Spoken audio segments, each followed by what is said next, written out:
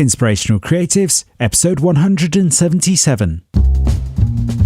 Welcome to Inspirational Creatives. I'm your host, Rob Lawrence. Join me every Friday as I chat with successful artists, producers, and creative entrepreneurs who share powerful stories and strategies. They can help you to create the life that you want. Listen each week as these inspirational creatives show you how to take your creativity to the next level. You'll learn how to create a sustainable business that inspires others and gives you the financial freedom and lifestyle that you want. Thanks for listening. Make sure you sign up at inspirationalcreatives.com to get free exclusive bonus material. And now, on with the show. Rob here and welcome to another episode of Inspirational Creatives. In the first part of a two-part chat, my guest today has a fascinating story. She's a writer and a mum who loves to travel, and despite many close calls with publishing houses, today she is a New York Times bestselling author and part-time digital nomad. Having written a series of books called Vagabonding with Kids, as well as many other titles that have received awards and acclaim, she lives and works in a variety of locations across the globe with her husband and two children, exploring new ways to live, write and lead a creative life. So I'm excited and delighted to introduce to you today Amanda Turner. Amanda, welcome. Thank you so much for having me. You're very welcome. Is there anything you'd like to add to that introduction? Or for those yet to meet you, Amanda, how would you describe yourself in the world today? Well, I think you did a pretty bang-up job. I'm a full-time writer and a part-time digital nomad. I'm very active in my literary community as well. And though I am Amanda Turner, I write as A.K. Turner. So all of the books that I've written are authored under that name. But I love to move about the world with my husband and two daughters, and we keep that creativity going while we're on the road. So that's sort of the focus of where we're headed right now. I love that. So describe your life today. I'm really intrigued. What does your creative life look like today as a writer who likes to travel? It's very busy. And because we travel part-time, so we're usually gone maybe 3 to 4 months of every year, we've had to adapt our work schedules and the creativity that's necessary to keep that going. We've had to adapt that to any location, whether we have a home base in Boise, Idaho. So you can kind of get into a normal daily routine, but we have to make that fit when we're in another country as well. So in terms of being a writer and living the way we do, I was in Alaska a few months ago and working on a book about a trip to Brazil, and at the same time communicating with family with whom we might do a home exchange in Spain. So each trip, it's not as if we take a trip and that trip ends and it's done. During the trip, I'm taking notes. I'm not actively writing the story, but I'm taking notes. And then after the trip, I'm beginning the book on that trip. And sometimes the editing of that will occur when we're already on another trip. So there's this constant flow of working on multiple projects at different times. I always have a book in draft stage, a book in editing or final editing stage, a book that's about to launch. So the series, and that's really good for the writer because we travel so much that I don't want to get too behind. So it forces that productivity because I don't want to take a trip and still be working on a book that was 2 countries ago. Wow, so much stuff to get into there, really. I want to ask you to begin with in terms of how do you manage first the distraction? Because I imagine visiting a new country for the first time is going to be wholly exciting. And you've got this job to do, you've got these books to push forward. How do you manage that? The most important thing is the mindset. As a digital nomad, or even if you don't want to use that term, if you are traveling long-term or living long-term, meaning, it's more than a vacation. This is more than a 2-week vacation. You're going to live and work in another culture. You cannot treat it as vacation at all. You don't go out and immediately see the sights and go souvenir shopping and go to all the nice restaurants.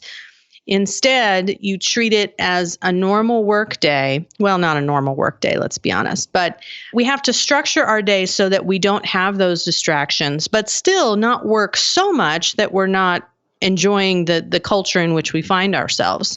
So a typical day, my husband will get up very early to start work. So he'll get a couple of hours of work in before the rest of the family is up. I will get up with the children and give them breakfast. Maybe we'll do some schoolwork, some lessons with them. My husband will then take over, giving me some time to work.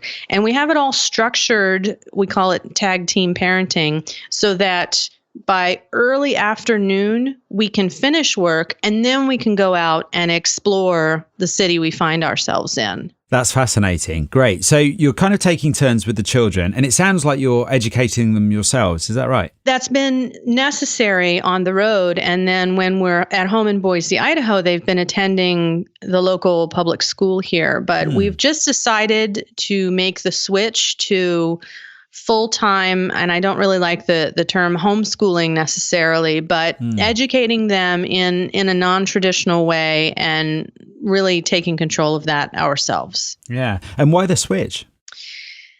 My husband has always sort of wanted that, and I've been resistant because of the impact of that on my time. I worry about how that's going to affect things. But I've realized that if we can adapt our lives to living and working in other countries, if we can take our 6-year-old trudging through the Amazon jungle and she's fine with it and everybody has a great time, if we can do all of these things, then I'm sure that we can adapt to a different system of education that we as parents feel more comfortable with and that our children get more benefit from. Absolutely. And just out of interest, how old are your children? At present, they are 7 and 9. Wow, cool. And what do they make of this lifestyle? It's pretty normal to them. Our first extended trip was when they were 3 and 5. And so they're fairly used to it. Occasionally, we will get some resistance of, I don't want to leave my friends, or why can't we be home for Christmas? But it's very minimal. They've traveled enough now and experienced enough of the world that even at their young ages, they understand the benefit and the excitement of experiencing other cultures. So we really want to foster that as much as possible. And I think because we started with them young, they're pretty much on board with it. And how was that first trip, casting your mind back? It was an experience. My husband said, hey, let's go live in Mexico for 6 months. And I said, how about 3? I wasn't ready for 6. Actually, before that, we had done a test trip of 1 month. But it was really great. I'm not going to say that any experience is ever perfect. There are always hiccups and bumps along the way, and there's an adjustment period. But each time we do it, we learn. We learn more about how our family best works, how we can best adapt to different situations. That trip, we had our kids in a Montessori school, a bilingual Montessori school in Mexico, way down on the Baja Peninsula. And it was different. We had to adapt, like tell them, okay, when you're on the playground, watch out for rattlesnakes. So it was a different world, but everybody adapted. And it was sort of the first step in realizing we don't want this to be a one-off. We really want this to be how we live each year. So what were some of the successes of that first trip that encouraged you to do more? The fact that the world didn't end. Yeah. Everybody thinks if I leave, especially if you are an entrepreneur, if you are responsible for your own business. Now, obviously, it's a little bit easier for me because I'm a writer. You give me pen and paper, I can still be productive. And with the internet now, we can stay connected. My husband was a little more worried. He has a real estate brokerage, and being away for that time was concerning. But again, with the internet, with technology, the possibilities are endless. We are capable of so much now. And so just the fact that we were able to do it, nobody died, it worked out great. And it was just an incredible experience for everyone. I think that 3-month trip was, for us, maybe a little too long. We scaled back and did 2-month trips after that.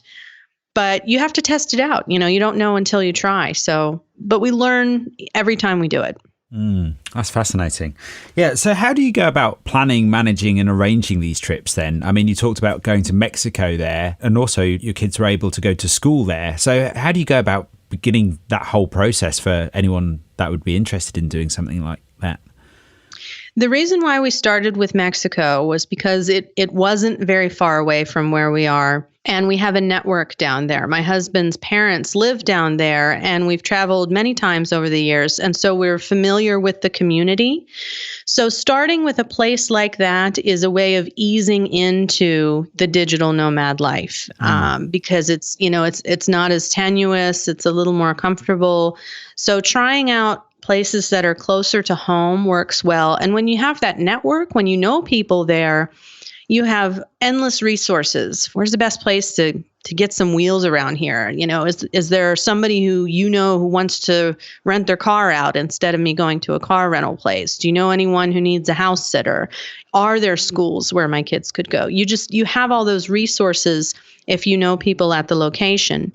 Now, after that, because we were able to do that, we said, okay, well, now we're ready to venture a little farther from home. So we went to Australia. Now, that's farther, and we didn't have quite the network, but they still speak English, and culturally, it's very similar to what we were used to.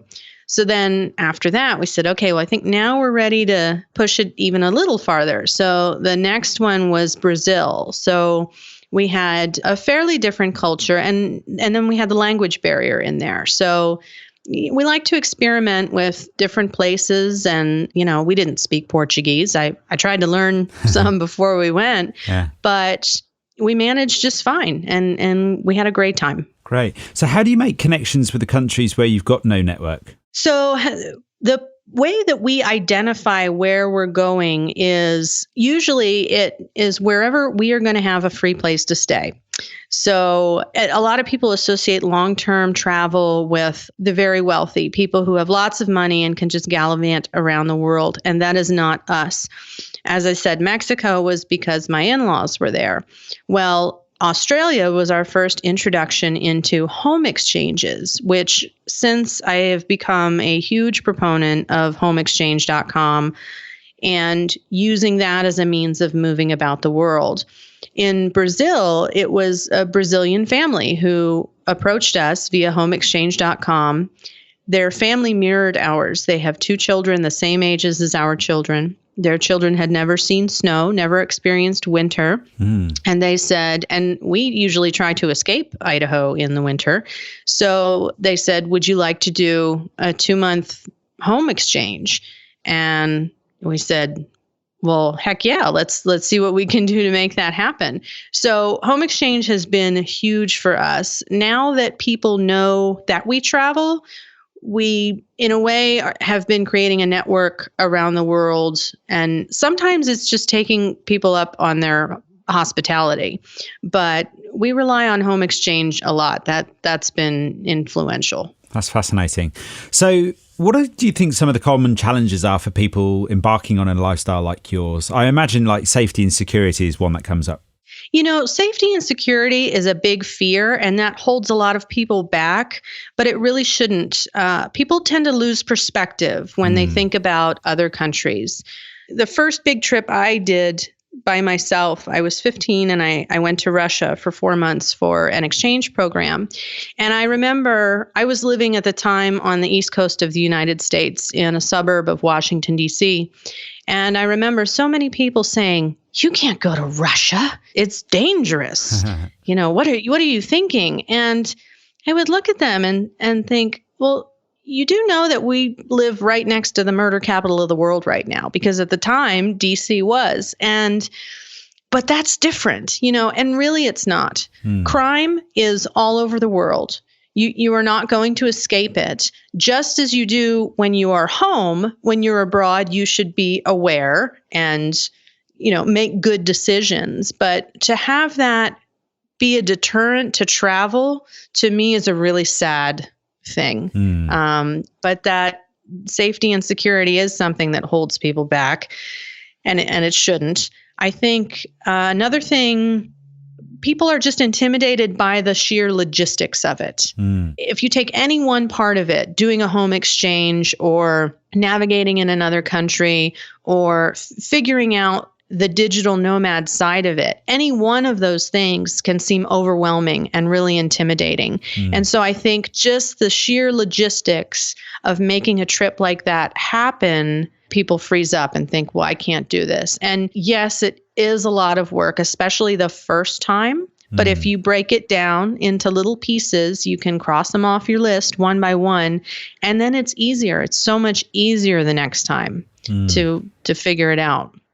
Are there any other fears or concerns that tend to come up when people think about doing this sort of stuff? Well, I think a lot of people have the education fears. Well, I can't pull my kids out of school. Well, actually you can, and give yourself some credit. You're probably capable of handling aspects of your child's education. The money thing, people think, oh, well, I'll never be able to afford that. Well, like when we did the home exchange to Brazil, we exchanged not just our homes, but our vehicles. So when you go to another country and your accommodations are taken care of and your transportation, you have just opened up so many more possibilities than if you were going to stay in a hotel for 10 days. It's just a different way of looking at it. Another thing that we've done when we've traveled, if we didn't do a home exchange, is we've rented out our house. But there are different things that you can do to offset that. Airline miles. We're very big on airline miles. So, money is a thing. Another thing that holds people back is just that fear of change. They like the idea of it, but when it comes down to putting it into practice, they can sort of freeze up. And a lot of that just comes down to being stuck in conventional thinking. Like, this is the way things are done, and that's the way, there's one way to live, and that's what I'm going to do. Yeah, so it can be the sort of conventional thinking mind trap in that sense. Very much so. I can't tell you how often I hear, oh, I wish I could do that. And I just think, well, you can. If I can do it, you can do it, And do you think that's what generally holds people back from traveling and exploring? I think so. It's definitely changing. I mean, there's a shift in the mindset, which is definitely due to technology. Just what the internet and having your laptop or even just your phone with you, the possibilities that has opened up has just changed everything. And employers notice this now. There's a huge wave in employers who are allowing their employees to be location independent. As long as you're getting the work done, then go for it. And yeah, there is that conventional thinking, but I do see a shift in it. And I think it's a really healthy thing. I can tell you, our children, they don't really think that anything's impossible. I think that when they reach adulthood, they will be very confident in the fact that if they want to structure their lives in a certain way, there isn't anything that should hold them back from being able to do that. Have you noticed any other changes with your children in contrast to perhaps their friends at your more traditional home?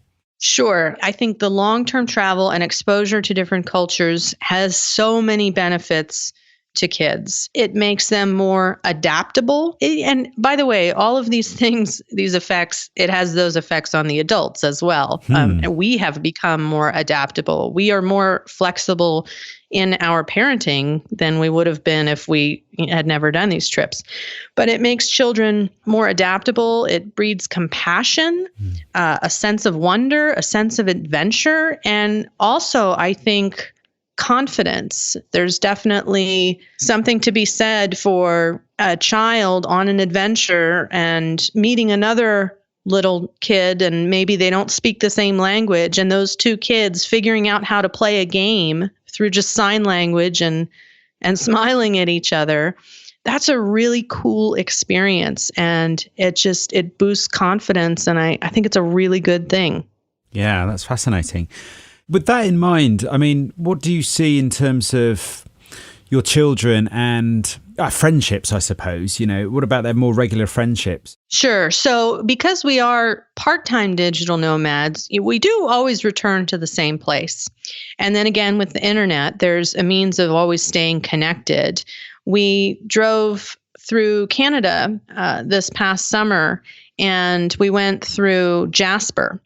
And my youngest daughter, her best friend at home is a little girl named Jasper. So we went around town and we took all of these pictures of my daughter Ivy in front of signs that had the word Jasper on it, like Jasper Fire Department, Jasper Pizza, City of Jasper, Jasper Library. And we put all these photos in this collage so that when we came home, it was a gift that my daughter could give to her friend.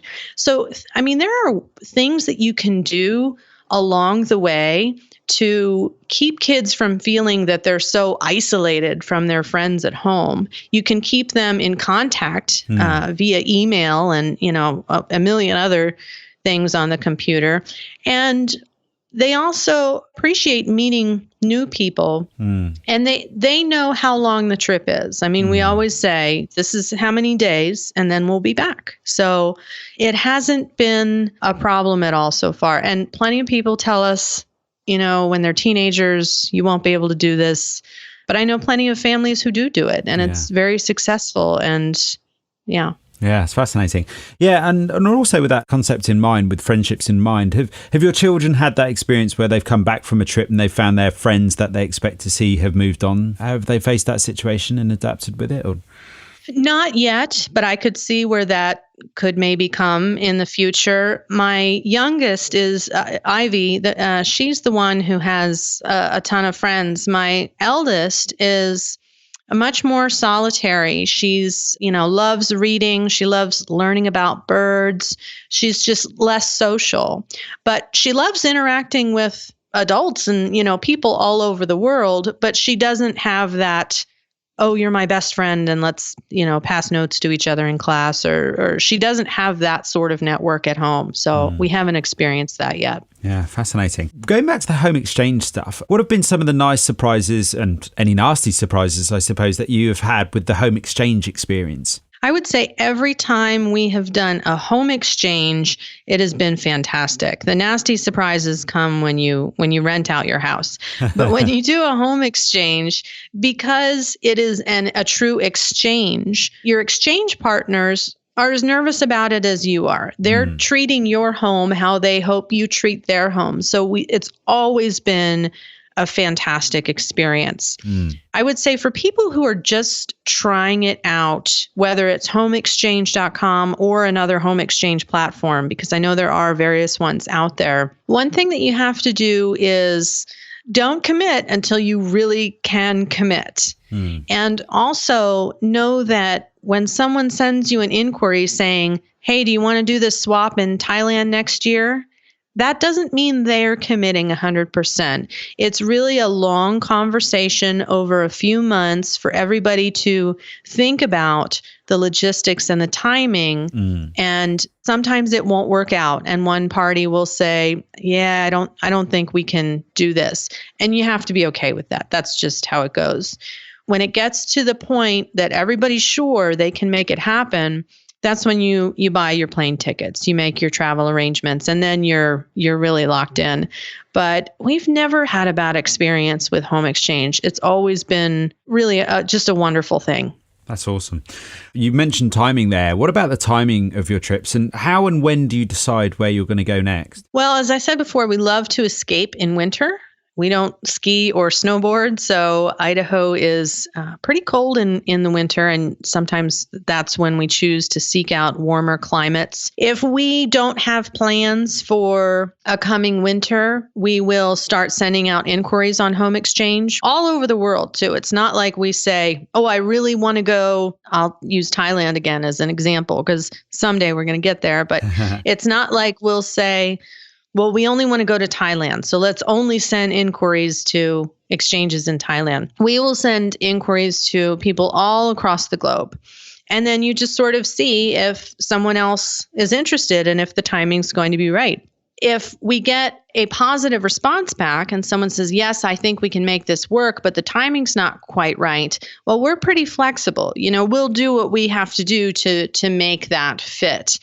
Because we do this often, we are able to be flexible. But I understand that a lot of people in other countries, maybe they are working strictly around their children's school schedule, or maybe they have work schedules where it has to be these 2 dates. And since that's not the case for us, we can sort of adapt to that. Previously, we would try just to travel during the winter time or when it's winter in the US. And now we've sort of expanded that. Now we do winter, and then we also do trips during the summer. So you mentioned earlier the Amazon jungle, and I was just wondering, what have been some of the more ambitious places that you've visited? Well, Brazil definitely is up there. As I said before, the language barrier was just, it adds a whole new dimension to the trip. We traveled very extensively in Brazil. We had a home exchange, but we used the home really as a base. And from there, we took domestic flights to the Amazon, to Sao Paulo. We did a road trip down the coast, visiting lots of little beach towns and little hidden gems. We spent a week in Sao Paulo. We spent some time in Salvador, some time in Rio. So we did the big cities. We did the little cities. We did the jungle where there was no running water. And, that was a really sort of ambitious trek. So I would say Brazil is up there. In Australia, we lived for a few weeks in a camper van while traveling down the coast. That was an interesting experience. And then we ditched the camper van, got a rental car, took the ferry to Tasmania, and drove down to the southern tip of Tasmania in a pretty secluded location. So that seclusion in itself was a different, interesting aspect. And then this past summer, when we went to Alaska, when I said we were driving up through Canada, we eventually got on the Alaska Marine Highway, the ferry system, and went to Sitka, Alaska, where my husband was born and raised. And we rented a house on a little island off of Sitka. So the island had no roads or commerce. It just had a few houses. So to get to town, you had to walk from the house across the island on these narrow planks that made a pathway. Then you had to get into the boat, take the boat to the marina, dock the boat, and then get into your car and then drive to wherever in town you wanted to be. That's amazing. So living on a little island like that was probably an ambitious undertaking as well. Yeah. You mentioned you had some interesting experiences in Australia, traveling along the coast there and down in Tasmania. What was interesting about those experiences? Well, we loved everywhere we were, but the trying part of it was a family of 4 living in a camper van for a few weeks. But luckily we all get along, and if we can laugh along the way, then that's okay. But, we visited a million beautiful beaches and animal sanctuaries and just all sorts of stuff. We had a great time. Yeah. I mean, it must be really hard to pick a favorite, but what have been some of the highlights for you and your children? Are there any places you'd love to go back to? I would go back to Australia in a heartbeat. We all loved the Australia Zoo. The crocodile hunter, Steve Irwin's. Yes. And we were there on Steve Irwin Day. I think that is an experience that my eldest daughter will never forget. Definitely trekking through the Amazon. We had a fantastic jungle guide who took us on these jungle walks and would show us all these little hidden secrets that if we had been walking along on our own, we would never have seen them. Just so many fascinating things. He'd stick his hand on an ant's nest, and the ants would swarm up his hand to the elbow. And then he would crush them all and rub them into his skin. And it was this natural form of mosquito repellent for these one specific type of ant that it smelled like eucalyptus. And so he would say, "Here, smell." So we'd smell his arm, and it smelled like eucalyptus. And he'd say, "Yep, mosquito repellent, it works great." And then all of a sudden he'd slap at his arm and say, "But if you don't kill them all, they bite, and that part hurts." So just things like that were just really fascinating. We also did Carnival in Sao Paulo. So we took our kids to the Carnival parade at the Sambadromo, which is basically a parade that you watch from 11 o'clock at night to 7 a.m. the next morning. So that was a pretty unique experience. And I was worried about, is this something we should be taking our kids to? And it was fantastic. It was wonderful. So it's hard to pick one. I don't think I can pick one. People that don't do this must be missing out. I mean, first, I'd like to ask you, what do you feel they're missing out on? And secondly, what ideas or suggestions would you have for somebody who might like to try this, but because they feel like they're missing out, but may not have the courage to do it quite yet? I think that just missing out on cultural exposure, that is the biggest thing that we need more of the world over. I think to live in your own little bubble and not get past the limits of your suburb, and for your kids to think that everyone in the world lives like you, I think that's where the missing out part comes. It's very easy to, with just a shift in thinking and with just the right mindset, to raise your children as global citizens, even if you're doing it from your home. It's just an exploration of different cultures. And even if you can't travel, you can, most people can travel. But if you can't, like I have a friend who her daughter has autism, epilepsy, and sensory processing disorder. So it's hard for her to take her children to the grocery store, much less on a plane to another country. She has seizures and a lot of problems. But that doesn't mean that she has to raise her child with knowledge of only one culture. I mean, we as parents have control over what our children absorb. And I think just making sure that sometimes you put some multiculturalism in there can go a long way. If people feel they're missing out in terms of a way to get started, I would say, you don't have to sell your house and all your possessions and take a backpack and plan on 4 years traveling the world. It can be on whatever scale is comfortable for you. We know plenty of families who travel for years at a time.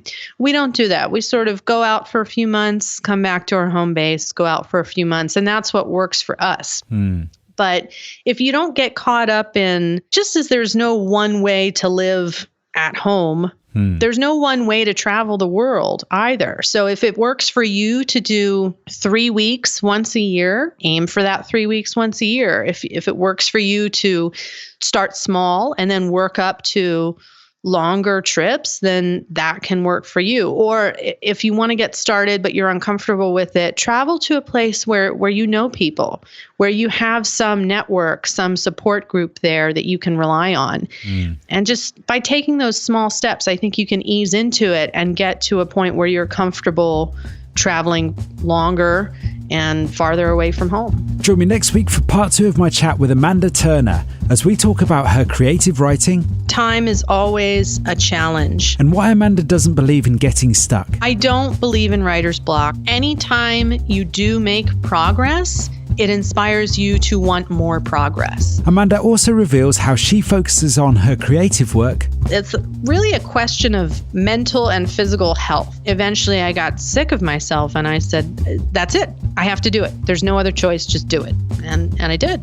And what success means to Amanda today. There's never an end goal. There's never a final resting place for success. Join me next week for episode 179 with Amanda Turner on Inspirational Creatives. Thanks for listening. Nothing beats the stories and advice of an expert to help you raise your creative game. I would love to know what you thought about today's episode, so don't forget to subscribe in iTunes where you can rate and review the show. If you like this episode, I invite you to share it on Facebook or Twitter with the one person you know who will benefit from the wisdom shared here today. You can find the show notes on inspirationalcreatives.com/podcast. If you have a burning question or a great idea for a guest, head on over to inspirationalcreatives.com/contact, where you can connect with me there.